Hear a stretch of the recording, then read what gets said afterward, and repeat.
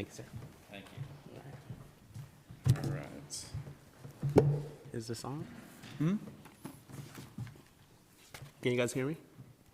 Yeah? Yeah. No? Okay.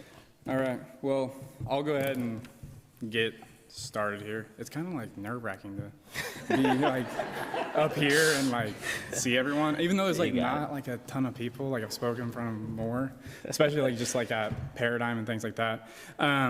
But I'm just going to start off with like a story, like just my story. I don't know if everyone knows it, but just starting with, she's going to cry. Here,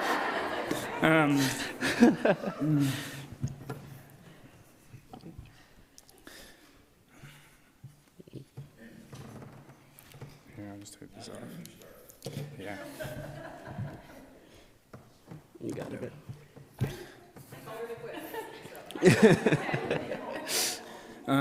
But yeah, so like most of you guys know, grew up here, grew up going to this church, young age, like knowing all the stories, Bible stories, coming every Sunday. I mean, I was like 13, 14, like baptized here. And, you know, most of the time just felt like,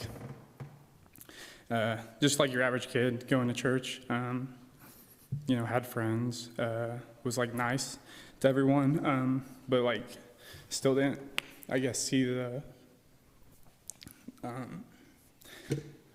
I guess the sin that I was like trapped in.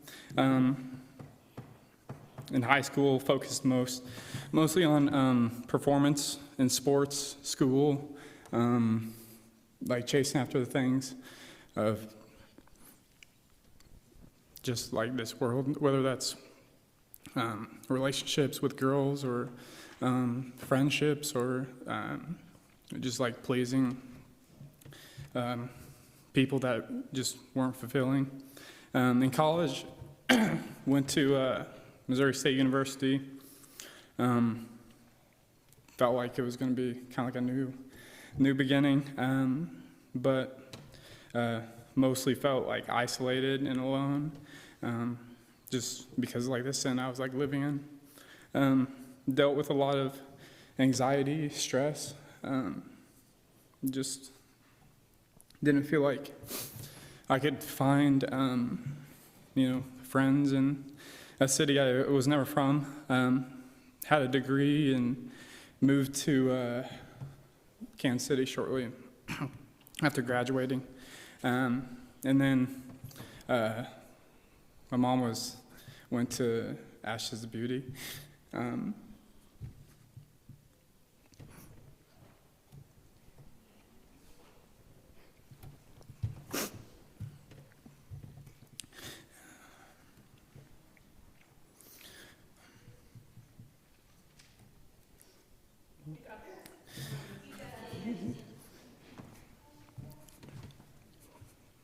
So after her coming back, she asked me and my dad to go to Men's Encounter. And so like considering myself a Christian from, you know, basically like birth, coming here, I figured like I should go, like, but not knowing like my life wasn't like centered around Jesus. So, I mean, at Men's Encounter, you see God like moving some, you know, miraculous ways. Never really saw like confessing sin, like never really did that, never talked to anyone about that. And it was there where it's like God usually meets you kind of like the rock bottom. And you know, as it says, like Romans 5:8, it says like, but God demonstrates his love for us in this, that while we're still sinners, Christ died for us. And so, you know, even while we're in sin and while we're, you know, not living for Christ, like he's there with us. And so a prayer that I heard from just a kid that I knew, something that he would pray for just people that were, you know, like living for this world and like living in sin. was that like Jesus would like wreck their lives, which is kind of like aggressive prayer. But it was like really needed, like in the time is like Jesus does like wreck our lives. And so came back from Men's Encounter, kind of like redated my life. Got into like church community and found a job. But there was still like something like missing out there. And so still battling with just like lust, anger, chasing after like these pleasures that were not of God. Then like you start reading the Bible and like your spiritual maturity just grows. You pray for it to grow, and like that missing piece was just like accountability. So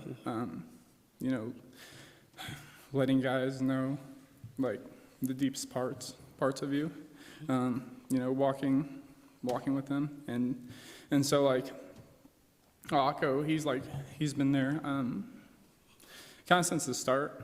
So I mean,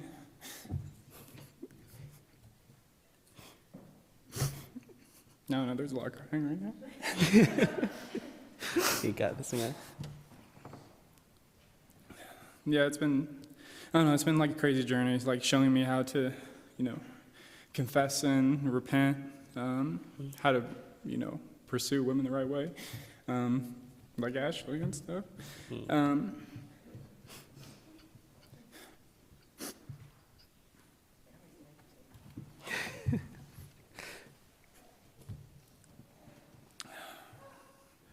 But yeah, I mean, since then, it's like, since like Men's Encounter,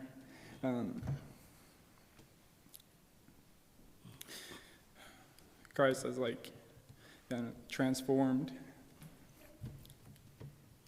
a lot of my life. I'm working in a school now, and I mean, I actually like kind of what I do, and I'm about to get married in August. Yeah, it's just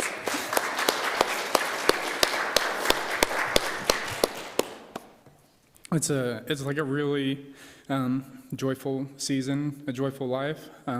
Like when Christ is like living through you. I mean, crying isn't like always bad, but it's been like amazing, like seeing this journey and growing a heart for just people in general.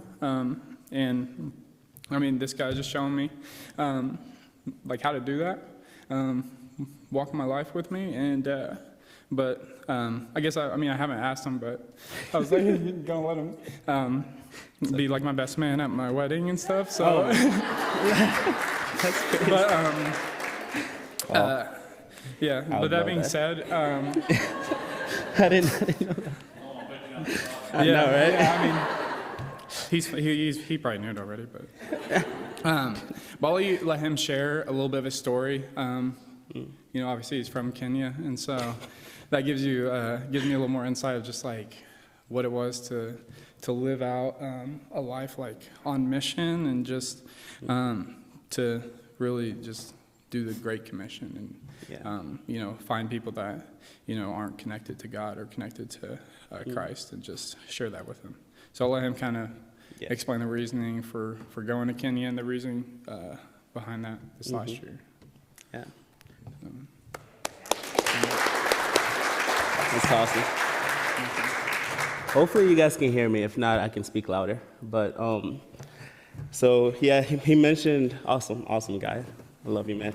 But he mentioned how I grew up in Kenya. But what he did not mention is about a week before Mason was born. I'm assuming here, right? Probably like a couple of miles away. So yeah, probably a week before Mason was born, another kid was born. And although it wasn't in small town Missouri, it was definitely in a small town in a different setting. For me, growing up it wasn't sunshine and rainbows. It wasn't a childhood that you would want for any child, but it was a childhood that was needed, for this child to grow up into the man that you guys are seeing in front of you guys today. I was born literally like a week between Mason. So like we share a birthday amongst a lot of other things. But growing up for me, I grew up in a single family home before I got adopted.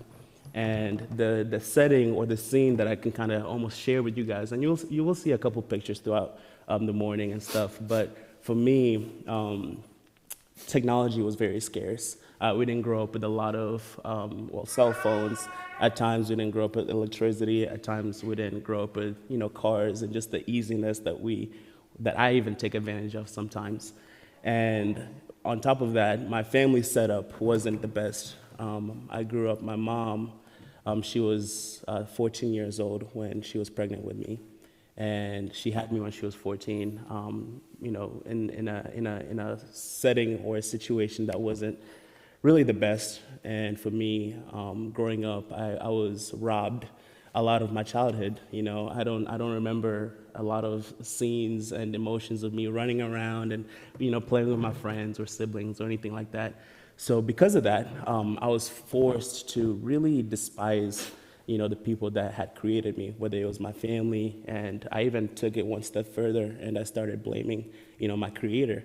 I grew up knowing who God was. I grew up knowing that, there was our Father, who art in heaven, hallowed be his name, his kingdom come. But for me, it was hard to really have that relationship with him. It was easy for my family, but it was hard for me because I just grew up with a lot of anger and a lot of bitterness. Fast forward a couple of years, we had an amazing opportunity to come to America. So I actually grew up in a small town city in Savannah, Georgia. I don't know if anybody's been to Georgia, but Savannah is a beautiful little town. I love it there. It's a little bit hot. It's very hot actually, but it's nice. So that's where I went to high school, and then I ended up falling in love with this college in Virginia. It's a nice little Christian university, and that's actually where I went to college. Fast forward a couple more years, I graduated college, and I meet my wife in New York City. She was up there studying for school, and then I had moved up there to help plant a church. And the reason why I moved up there is because when I was in college, I had some opportunities to hear the gospel in such a clear way to where I knew, okay, I was living in sin. Much like Mason at Men's Encounter, I knew that I was far away from God, and the life that I had been living was taking me even further away from God.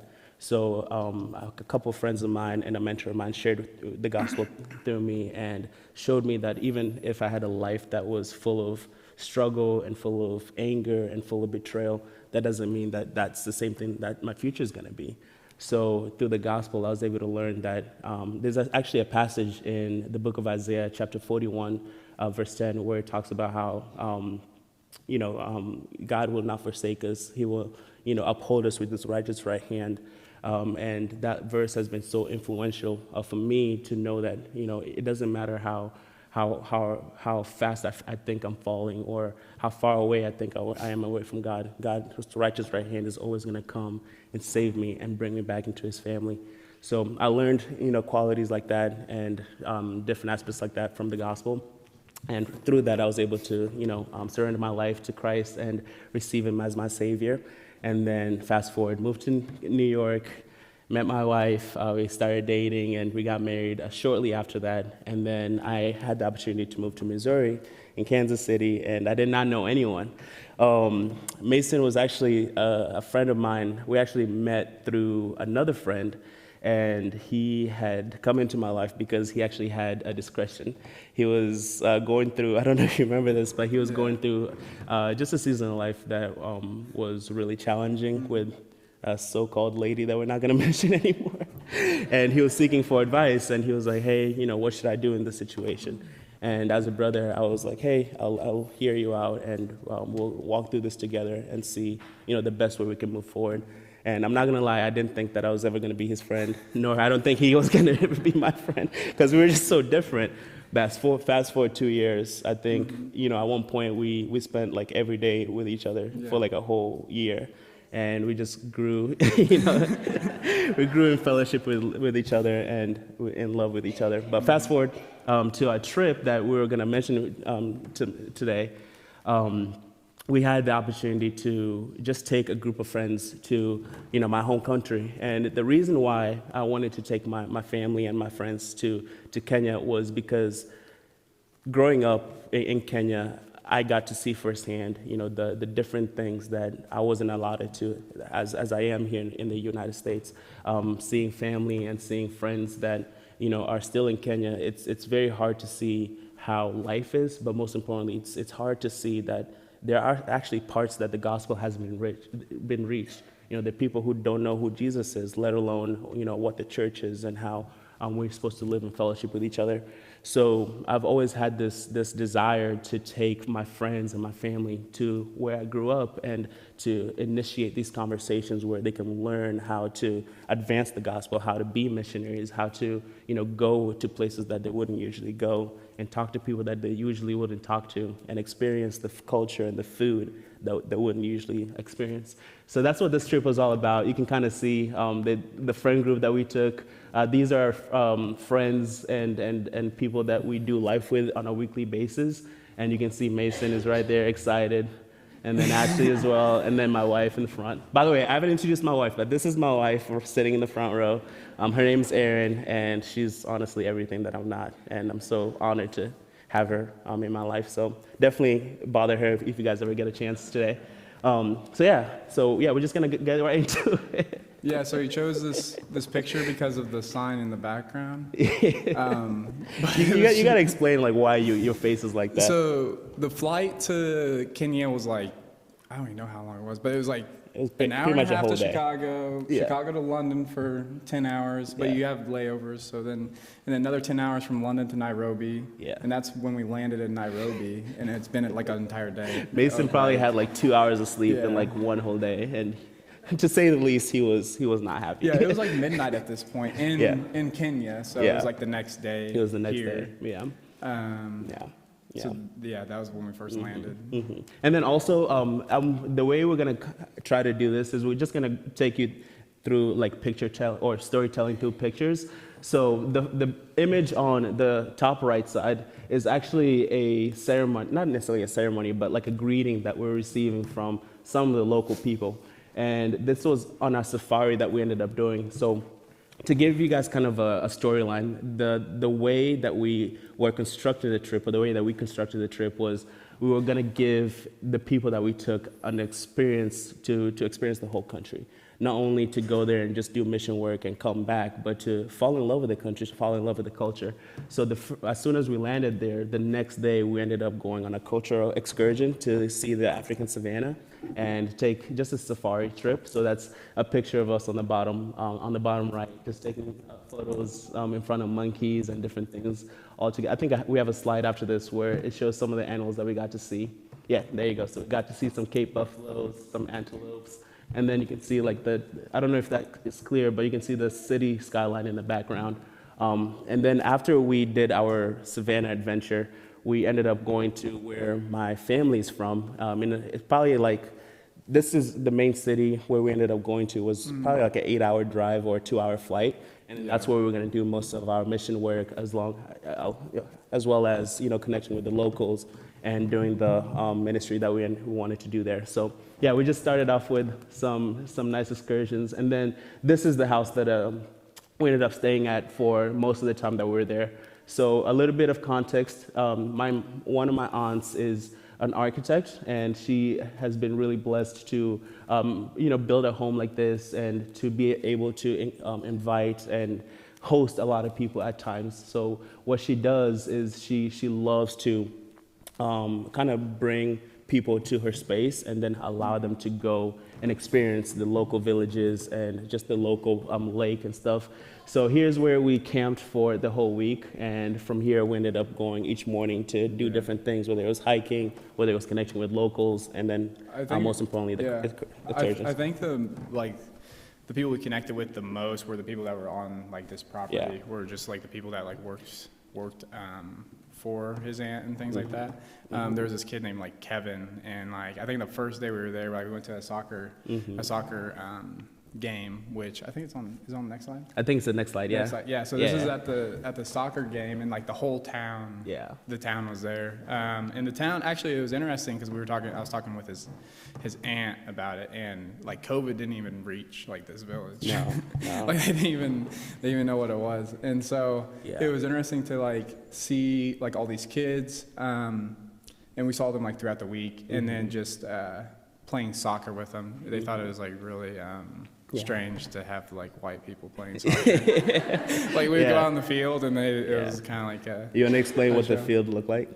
Yeah. So the field, like the soccer field, it had like 2 sticks for the goals, and then it wasn't like, it was just like grass that was like kind of grown up, but there was like also just like rocks and like boulders in the field. So like they were playing around like this big rock that was like in the ground. Barefoot. Yeah, a lot of them were barefoot because they didn't have like cleats or anything. Yeah. And so yeah, the rock, like the ball hit it and like it bounced the opposite direction, but they had to play with it like it was on the field. Yeah. And so, but yeah, they got kind of aggressive whenever like, Yeah, like they did. some of our friends got out there to play. Yeah. They doing like some slide tackles and everything else. They got aggressive because they were trying to show like even Africans can play. You know, a lot of times you watch soccer and it's all these white people and stuff. So they're like, we can play too.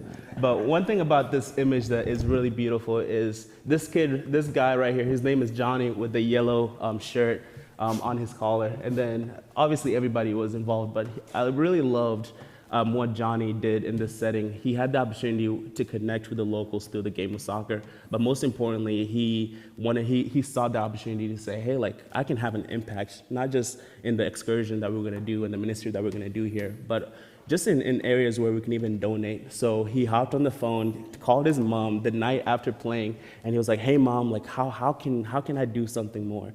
He was telling me about how he has all these different networking contacts, and basically, long story short, he was able to get a lot of soccer equipment, so soccer shoes, soccer socks, and soccer balls, and he wants to take it to an area like that, where, like Mason was saying, a lot of times they're just playing with their bare feet. And we were talking about different ministry opportunities, and one of the things that is so simple, but they don't even have the opportunity to even think about is, getting a lawnmower and taking a lawnmower to the field and mowing the grass for them, so that they're not playing in grass that's this tall. They're actually playing in grass that, they can run around and not get injured in. So it was really cool to kind of experience the game. And then this is Ashley over here on the right with one of our friends, Kate.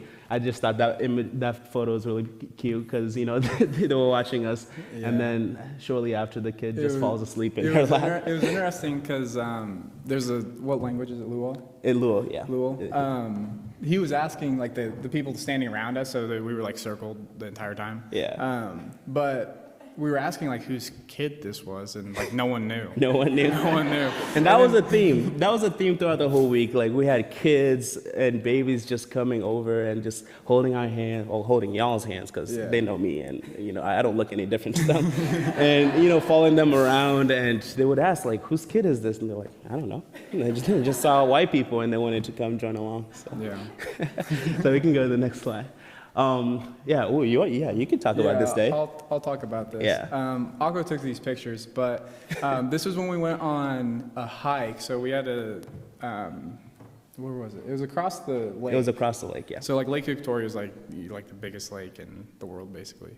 It like feeds the Nile River, and we had to cross, not all of it, but just like to the other side, and it was like in a rowboat, and we had like 13 people, and I remember the Rashid, the guy that did the boat, we got on, and he's like, just don't move, and we couldn't move for like 30 minutes. So we went across, and then when we were taking this hike, his cousin had showed us this area, and there was like a ton of kids that Kate in the bottom left, for some reason she just like loves kids. She's a kid magnet. Yeah, and like she'll ask them to come with us, but she didn't know where we were going, and so we hiked up this mountain. It was like all the way, not mountain, it was a hill, but it was the highest point, and it was probably like 5 miles up, 5 miles down. It was 5 miles to the hill, the top and of like the you hill. can see we started out with probably that many people behind me, and then we ended up with a whole line. Yeah, if you go to the next picture, so this is on top of the hill, the picture doesn't tell the story, but the hike was 5 miles to the ground towards the lake. And we had babies on our laps. He had babies on his shoulders. I think one of the babies actually peed on him because the baby that was on him, he gave the baby to me because I could tell that he was dying. Like he had carried this baby for like almost 2 hours straight. And then I get the baby and I'm smelling like pee, and I'm like, it's definitely not Mason. So I was like, but long story short, it was a long trip, and honestly, the MVP of this whole trip is my wife, because I don't know if a lot of you guys have seen her, but she's actually pregnant right now. She's due in like 3 weeks, and at the time, you were probably 4 months pregnant, 5 months pregnant. So she's here pregnant, carrying babies left. I think at one point I caught her with 2 babies on either end of her, hiking 5 miles to the top of the mountain.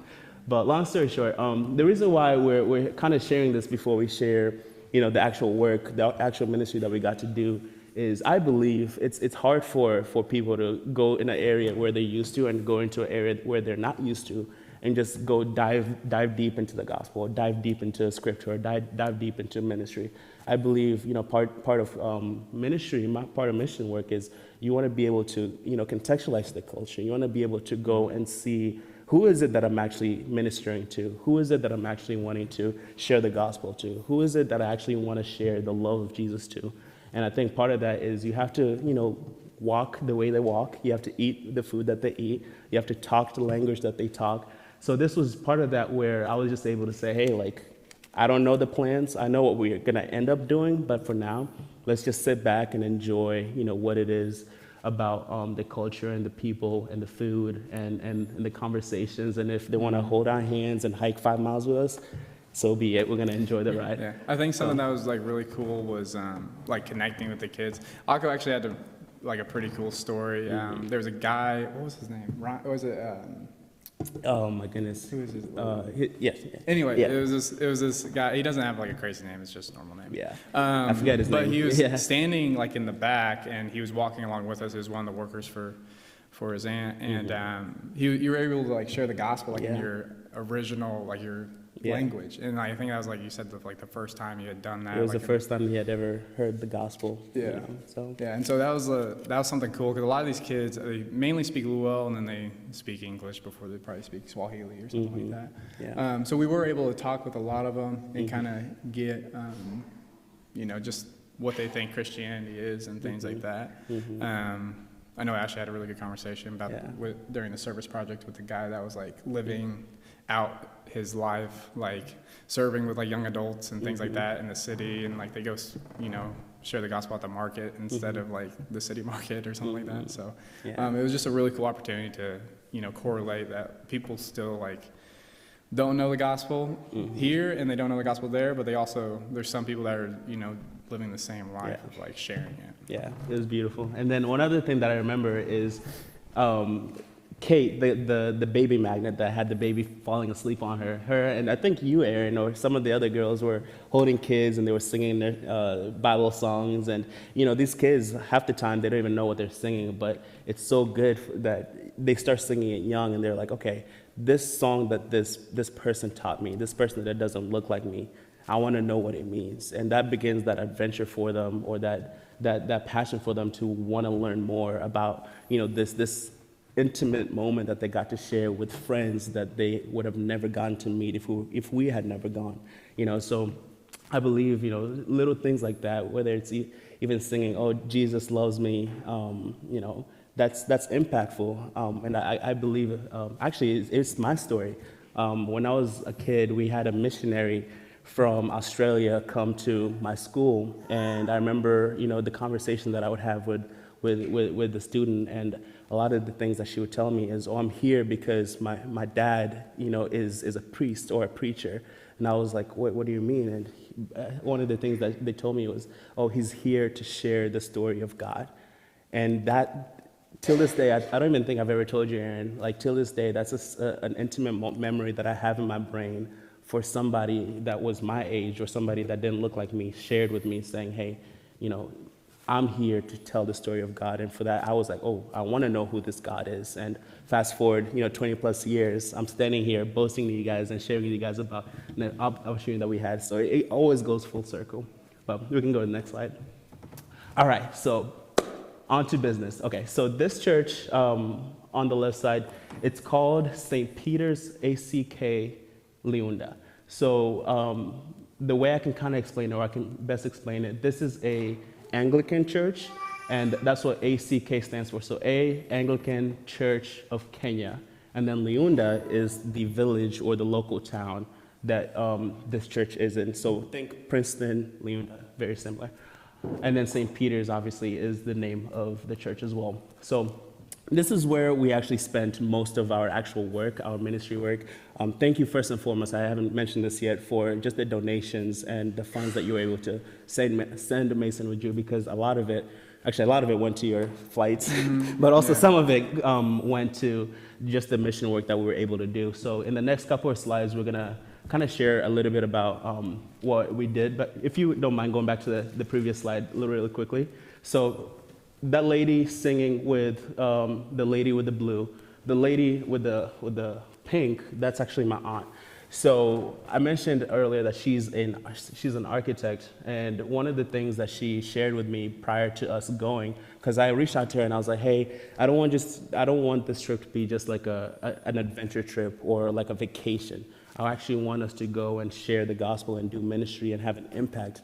So do you have any ideas of what we could do and how we could impact the community when we come? And she said, I got you. So a couple weeks later, she emails me a spec sheet of what this church needs. And basically, you can see the two water tanks there. She didn't even tell me about the water tanks. All she said was this church needs some gutter work done because it rains a lot in this area, and that rain is not collected. And a lot of what the individuals had to do is to get water, like running water on their taps or drinking water, or even water to wash their hands. They have a donkey. It's not pictured, but you guys know about the donkey. Actually, Ashley took a trip with the donkey to the lake, which is about a mile away, to pick up water in 2 jugs, and then they would bring that water a mile back to the church, and that's how they would have water to wash their hands, water to cook, water to drink, et cetera, et cetera. So my aunt emails me a spec sheet, and she says, hey, we can fund, this mini project to collect all this water in the gutters so that the church could have water. Anyways, I'm like, oh, this is awesome. I'm so excited. I'm going to share it with my guys and my girls, and we can begin fundraising for it. Shortly after, she says, okay, we've hired a mason, no pun intended, and we've hired an engineer, and they'll be here when you guys get here. And I was like, wait, what do you mean by that? She was like, oh, you guys are doing the work. All my job is to just get the equipment, but when you guys get here, you guys are doing the work. And I was like, okay, say less. She's also very convincing. But Mason, take it away. Tell your church what we did. So my job, so the top left, that's me. That's actually from a video. Yes. So there's a YouTube video it's long, so we're not playing it. But I was supposed to bring rock that goes around the foundation of these water tanks, and so I brought how much rock did you carry? You personally? We took turns, but it's probably like close to like 10,000 pounds of rock, and it was from they dug it out of a hole that was turned into a booby trap for people that would climb the fence, and it was like a 20-foot hole, and we had to dig around it and everything. So it was kind of a sketchy situation, but it was actually a lot of work because we did that, and then we planted trees around the fences. I think mainly probably for protection, and stuff like that. So. Yeah, so there was 3 projects going on. The first project, as Mason was saying, is to bring the boulders to this area. And then the second project, you can see on the far top right, we have some other guys. They're actually building a makeshift, it's actually right here. You can see the ladder. So they were building a makeshift ladder to end up putting the gutters onto the sides of the church. And then the third team, they were responsible for making cement and basically mortar, so we could put the foundation for the. So the cement. Yeah. It was mixed by hand. So they had shovels on the ground and they just mixed. Everything we did by hand, which was very, very intense. But the last thing I'll say before we get to the last 2 slides is what was really beautiful about us doing the work. It wasn't just the fact that we were doing the work. what we started noticing, remember we started this presentation with saying that we ended up playing soccer the first night that we're there. One thing we realized is the kids that we played soccer with were starting to come to the church and watch these white people help the church and build the church out. And I was talking to the lady that preached to us, the lady that prayed for us before we started working, and she said that we don't get kids coming to church. Kids don't come to this church. They don't come, and when I say kids, I don't mean like baby kids. I mean like kids our age and young adults. They don't come to this church because the church is for the older people. So seeing the people that we're playing soccer with come and just sit there and watch us work, and actually some of them ended up starting to help us out, was so impactful, and it was such an amazing story to see that, wow, again, not only were these white people coming to play soccer with us, they're actually coming and helping our local church, and we want to be a part of that. We want to learn more and hear more about what's going on. And actually, Auntie, she messaged me a couple weeks ago and said that the kids are still going to church, and they're still going. And there was actually this other guy, the same guy that he mentioned that I preached the gospel. He wants to start something at the church and do something with young adults. So it's a really beautiful story how, we were able to have an impact from lifting heavy rock and, making bricks with our shirt off and stuff. So, yeah, we can go to the next slide. I think we have 2 more. We would have the girls present this, but they don't want to present. So while the boys were doing all the manual labor, the girls ended up going to this. This is like a school for girls. And I think they also have a church with it, but this was probably 30 minutes away from where we were, and their job was to paint tiles and remodel, I think, local bathrooms and stuff. So they were able to really get their hands and feet dirty and get into the weeds of painting and stuff. So they did all that beautiful work, and then this is the group of kids that they were able to just meet and talk to. One thing that I definitely recommend, if you guys ever have a chance, watch the video on YouTube that we ended up making for our trip, because it goes more in depth about everything that we did and all the places that we went. But more specifically, there's a really beautiful skit where the kids on the bottom right got to perform in front of the girls, and it's just this powerful story of parenthood and not neglecting your child. So it's a really beautiful watch. If you guys ever wanted to watch that, definitely go to YouTube and take a seat. The way they sang it was like kind of, I don't know, I say it's like aggressive. Like they Yeah, yell at their parents almost for yeah. like not doing stuff, or not like taking them to church or taking them to school or teaching them and things like that. And so that's what they were presenting to their parents. Yeah, no, it was good. But going to the last couple of pictures. So here is our after. It's really, really awesome. I'm actually really proud of ourselves and the guys and the girls. Also, the girls helped out a little bit. I said they didn't work, but they actually helped out a lot. So you can kind of see, this is the gutters that we ended up putting onto the church. We ended up replacing the windows as well. But most importantly, and really beautifully, that's where we started, and that's the end goal. So they did an amazing, amazing job in just remodeling and. Yeah, it was so captivating, and I was tearing up. It's actually really cool. When we showed up, my aunt went and opened the faucet, and it's crazy. Within a week, both the tanks had already been filled up with hundreds of gallons of water. And the coolest thing about the whole experience was when she opened the tap and fresh water was coming out, and you could like wash your face and drink it. It's one of those things that is. You can't feel that anywhere else. And like I mentioned before, before this was here, they would walk a mile with a donkey with 2 buckets of water all the way to the lake to refill the water and come back. So it's a really cool opportunity that we were able to help out.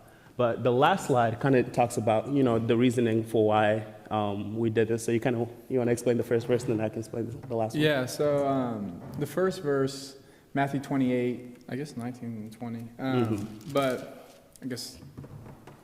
Yeah, I'll just read it all. So 16 through 20, it just talks about the Great Commission. So it says, now the 11 disciples went to Galilee to the mountain to which Jesus had directed them. And when they saw him, they worshipped him, but some doubted. And Jesus came and said to them, all authority in heaven and on earth has been given to me. Go therefore and make disciples of all nations, baptizing them in the name of the Father and of the Son and of the Holy Spirit, teaching them to observe all that I have commanded you, and behold, I am with you always to the end of the age. So it really just gives you a good insight, just like what our purpose here on earth is to do. And it is to like make disciples. And it's actually funny because there was a guy that me and Akko like discipled together. We took on this trip, and now Yes. he's like My goodness. moving to Italy. for for school. But he's experienced the other side of the world already, and so it's a good opportunity for him to start his own community, start finding other people to disciple like he's been discipled and things like that. Yeah, that's awesome. And then the last verse is kind of a funny verse, but it's actually very important. I have there a plate of a typical Kenyan meal. So we have fish from the lake. This is a picture of the lake, by the way. And then we have some greens and then some meat. But the verse that I put is Matthew 4:19. And if any of you guys know that verse, it's basically when Jesus meets Simon Peter and his brother Andrew, and he calls them into just the ministry that he was about to embark on. And he says, "Follow me, and I'll make you fishers of men." And I believe that's it's such a small segment, but it's so powerful in itself because we're called to be fishers of men. We're called to be, as we're going, as Mason mentioned, as we're going into the worlds, into the nations, into places that we're not familiar with, we're called to make disciples or make fishermen out of the men that we encounter on. So thank you again for allowing Mason and allowing us to make this trip possible. Without your donations and the sacrifices that you made to allow Mason to come and bring the resources that he did, we wouldn't be able to do anything like this. So the goal moving forward is just to continue taking trips like this. And there's actually an opportunity. I know you guys are connected to Mason or Mason's family. And the goal for us is to try to do this in a way that is impactful for everyone, not just us and our family or the local churches and the local people, but for people who want to come. So if you guys are ever interested or you're interested right now, definitely let us know. And we will share with you guys about what we're thinking moving forward.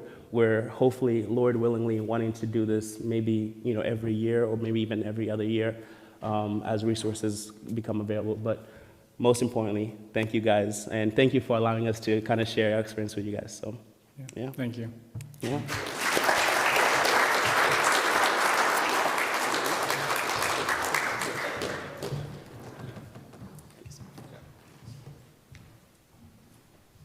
One thing I think that we all should have gotten out of that, and I've said it for years, is before you can minister for Christ, you got to build a relationship. And that's what they did. A lot of times we think of missionaries as people who just go to a foreign land and just start preaching on the street corner or whatever, but if you don't have a relationship with them, you just can't reach them.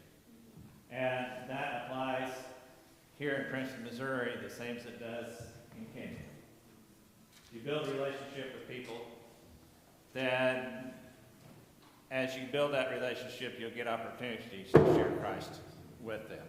And that is something that I think that every one of us should be doing, and it's what every one of us has been called to do. It's not to be preachers. God knows we got enough preachers now, it seems like. But we need people that are just willing to share what Christ has done in our lives. Last night, in my dreams, I asked a question to the church and then just left it there. And that was, what was the last thing that was exciting in your life that you couldn't wait to tell somebody else? Now, put Christ in there. What was the last thing that Christ did for you that you just love to be able to share with somebody else? It's not rocket science. It's not anything beyond our control. It's just, Mason alluded to it in his opening up. He had been exposed to Christianity all of his life. He just lacked that last step of surrendering to it and let it come in. He said he was living a life of sin, and he was living what everybody else looks at and says, living a good life. He had just not allowed God to come into that one section of his life. and that's why it was empty. This morning, as we stand and sing the hymn of invitation, I challenge myself, I challenge you to let God in to every section of your life first, and then also to challenge yourselves to share with somebody else that you've got a relationship with, or to start building on that relationship with somebody else that needs to know about what a difference Christ can make in their life. As you stand and sing In the Garden, number 242, all verses. God speaking to your heart, won't you respond?